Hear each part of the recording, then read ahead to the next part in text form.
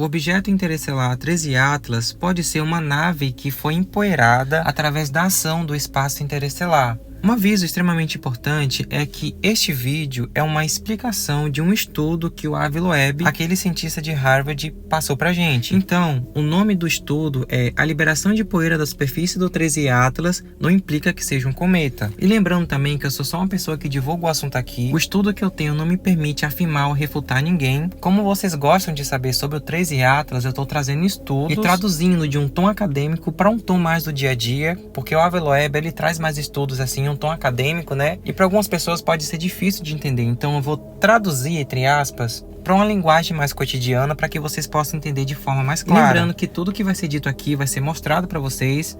Vou deixar o link para vocês conferirem e vocês vão poder atestar tudo e pausar o vídeo para ler. E vai ter coisa que eu também vou ler junto com vocês. Pra você não ficar perdido nesse vídeo, agora eu vou falar sobre o esqueleto do vídeo. Ele vai falar de início sobre a realidade do meio interestelar, sobre a vermelhidão do 13 Atlas, sobre poeira, sobre a poeira encrostada pelo meio interestelar sem gelo, objeto tecnológico empoeirado, e a comparação com outros cometas interestelares e conclusão. De início, o Avi Loeb explica uma coisa que é muito importante, que o espaço interestelar, o espaço entre as estrelas, não tem suprimentos o suficiente para formar uma rocha de 20 km.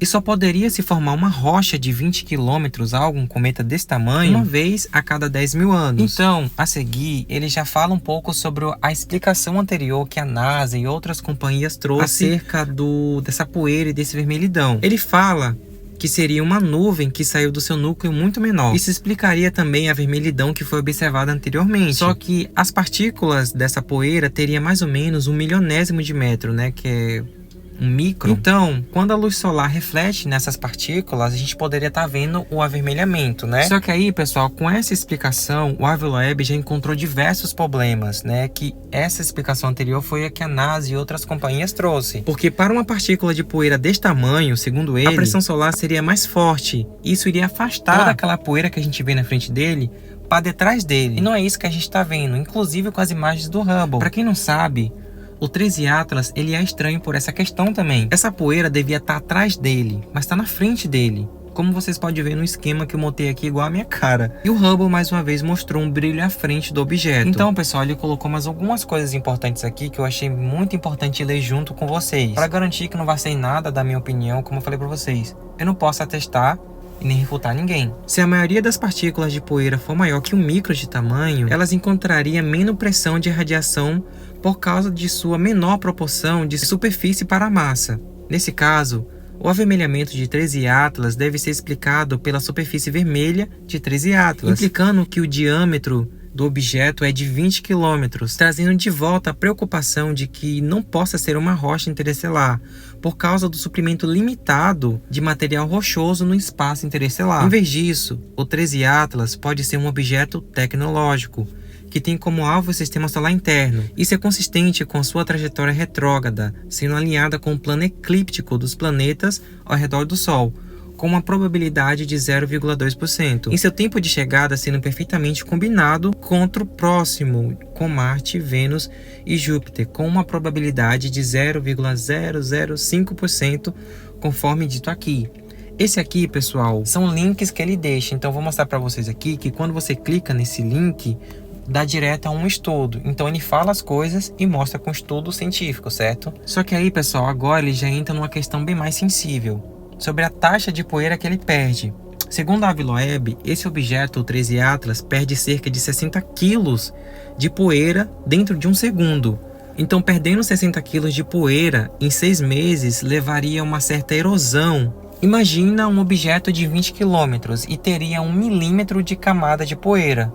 Então essa quantidade seria o suficiente para a perda que o 13 Atlas perde, segundo palavras do Avi Loeb. Então agora ele já fala sobre outras questões, né? Sobre essa poeira que ele solta poderia ser o acúmulo de gás e radiação do meio interestelar, que pode ter encrostado ali na superfície do objeto ao longo da viagem que ele faz. Só que embaixo ele coloca uma observaçãozinha bem pequena que eu vou ler junto com vocês também. Poderia a pluma de poeira em torno de 13 Atlas ser simplesmente o resultado da fragmentação microscópica da superfície de um objeto sólido que viajou por bilhões de anos através do espaço interestelar?